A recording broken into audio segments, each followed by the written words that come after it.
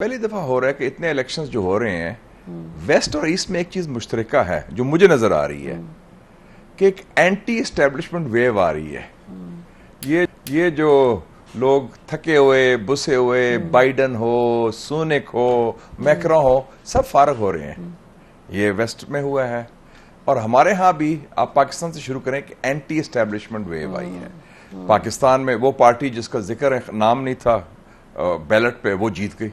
India की जो establishment party थी वो इलेक्शन हार गई। प्रेडिक्शन क्या थी? उनकी थी 400 सीटें, 240 आई। बिल्कुल। ईरान बहुत बड़ा हैरान कुन रिजल्ट आया है कि उधर भी एक एंटी एस्टेब्लिशमेंट वोट रिफॉर्मर्स जो है, जो लिबरल कह लें, जो है, और लेकिन ये उनके क्रेडिट जाता है उनके सिस्टम को उन्होंने अलाउ किया सिस्टम को अकोमोडेट। तुर्की में जो इलेक्शन हुआ लोकल काउंसिल का, वो अर्दोगान की पार्टी हार गई। मालदीव छोटा सा एक मुल्क है, जजीरा है, वहां एक नेशनलिस्ट फोर्स ने इंडिया के खिलाफ कैंपेन करके इलेक्शन जीत लिया।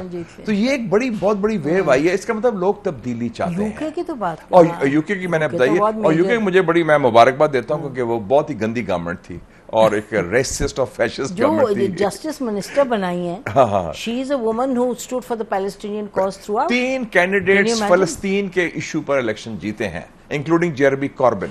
कितनी बड़ी बात है कि उनका सिर्फ कैंपेन स्लोगन था फलस्तीन, इंग्लिस्तान में, और वो इलेक्शन जीते हैं। जहां वो सुनक साहब जहाज लेके असला का भर के लेके, और सुनक वो लगता भी था उस टाइप का, वो poodle of the establishment type, तो उसका सारा फारक कर दिया। तो ये बहुत बड़ी बात है। इसका मतलब पावर ऑफ पब्लिक ओपिनियन और ये जो स्टेटस को है और तब्दीली है, और जो एस्टेब्लिश पावर स्ट्रक्चर जो हम भी कहते हैं एस्टेब्लिशमेंट, वहां भी एस्टेब्लिशमेंट, वो फारग हो गए। अच्छा, ये मजे की बात है क्योंकि आपको पता है हम पिछले प्रोग्राम्स में बात करते रहे हैं कि जी अच्छा देखें फलस्तीन पे दुनिया निकल रही है, लेकिन हुकूमतें तो कुछ भी नहीं रिफ्लेक्ट नहीं हो रहा उनकी पॉलिसी में यूके की, but peoples power has now come on. और मैं समझता हूँ कि मुझे बड़ी खुशी है कि बाइडन भी फारग हो रहा है, क्योंकि वो भी बड़ा उसने गंदा रोल अदा किया है एज अ वॉर मॉन्गर, जिसमें जो वॉर क्रिमिनल वो शरीक है इस जुर्म में जो नेतन्याहू ने किया है। और उसको अल्लाह ताला का फजल देखें कि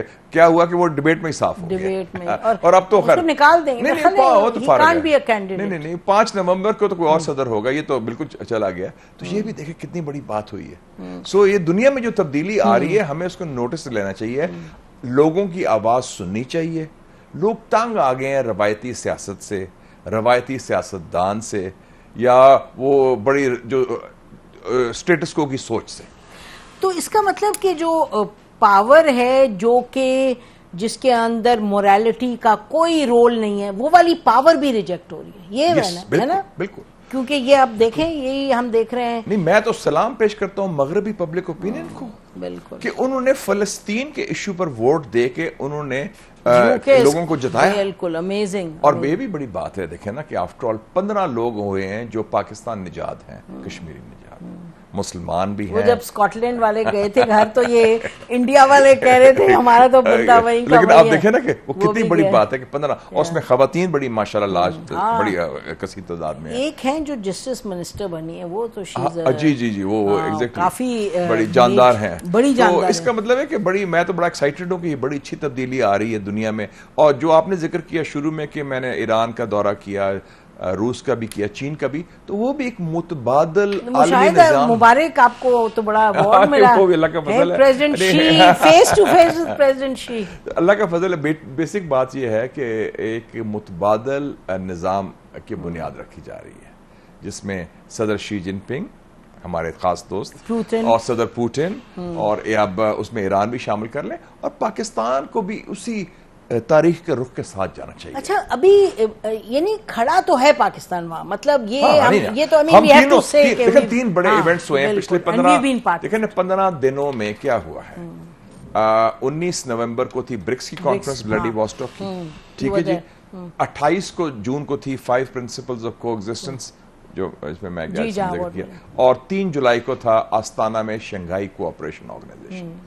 तो तीनों में पाकिस्तान की शिरकत थी। ठीक है, मैं पाकिस्तानी हूँ, हुकूमत तो नहीं, लेकिन पाकिस्तान की नुमाइंदगी ना। मैं जब भी जाता हूँ तो मैं हुकूमत की बात नहीं है, मैं 25 करोड़ पाकिस्तान की नुमाइंदगी करता हूँ और जो मजलूमों की आवाज बनता हूँ। मेरा तो ये है कि दिस इज माई कमिटमेंट। और हर एक आदमी अपना रोल अदा कर सकता है। आप अपना रोल अदा कर सकती हैं। अभी आप जा रही हैं कॉन्फ्रेंस के लिए बहरीन वगैरह, तो you will speak up for the oppressed and speak up for the तो ट्रूथ। ये जो 5 प्रिंसिपल्स जो इंटरेस्टिंग है, ये तो ऑल्टरनेटिव व्यू है ना टू द वेस्ट। Exactly. उसका बिल्कुल, बहुत ये अमेजिंग। पहली दफा एशिया से एक नई सोच उभरी 70 साल पहले।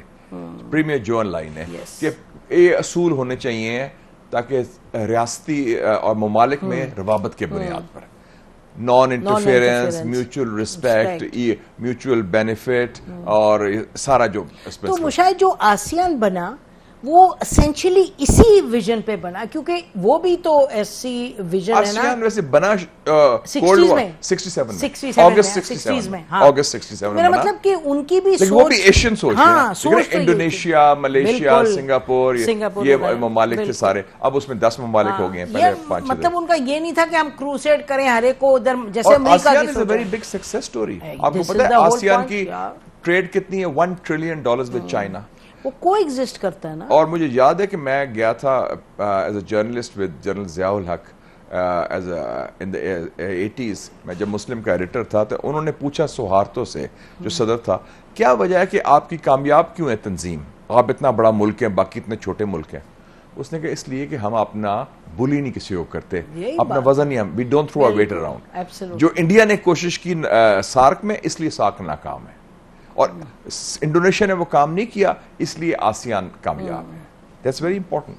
एब्सोल्युटली। और वही ना को एग्जिस्टेंस, अब जैसे कितने और उससे पहले आपने जो इंडोनेशिया की बड़ी इंपॉर्टेंट बात की, बांडुंग 1955 में आया था ना, पहली कॉन्फ्रेंस थी एशियन अफ्रीकन ममालिक की, 29 ममालिक थे, पाकिस्तान उसमें शामिल था। Non-aligned। हमारे वजीर आजम थे मोहम्मद अली बोगरा साहब, वो तशरीफ लाए, उन्होंने किया, और चीन से पहला रवाबित हमारे वहां बैंडुंग में बने थे। तो ये अब तसलसल है, 5 प्रिंसिपल्स, बैंडुंग, फिर बाकी जो इलाकाई तंजीमात बनी, अब शंघाई कोऑपरेशन ऑर्गेनाइजेशन, ब्रिक्स।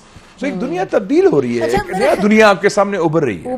और बात ये कि पाकिस्तान में ये कहना कि जी हम गुलाम इसके, हम इसकी बात, ये बात जज्बाती और सियासी अपनी जगह, हकायक इससे अलग हैं। हकायक ये अगर आप गुलाम होते तो आप एटम बम ना बनाते, अगर आप गुलाम होते तो आप चीन के दोस्त ना होते, अगर आप गुलाम होते तो ईरान के साथ भी ना दोस्ती करते, आप सीपैक भी ना करते, आप ग्वादर भी ना करते। मैं हकायक की ओपिनियंस अपनी जगह है, सियासी बयान तो यही मैं कह रही हूँ कि सो पाकिस्तान, हमारा रोना धोना बहुत होता है जी, उसको बस करना चाहिए। नहीं तो हमने खड़े हुए हैं, we stood the ground on issues globally, जो कि अभी देखें ना फलस्तीन पे जो भी कहें, जो बोलते हैं हमारे फॉरेन मिनिस्टर, गवर्नमेंट, और जो एम्बेसडर मुनीर बात करते हैं वहां, मेरे ख्याल में एम्बेसडर मुनीर को तो मैं सलाम पेश करता हूं, बिल्कुल, कमाल कर दिया उन्होंने, वे ही स्टूड अप, और उन्होंने कितना जोरदार, जानदार एक तवानाई की आवाज मजलूमों के लिए, फलस्तीनियों के लिए बने। I think the best spokesman on Palestine is Munir Akram sahab. And I think the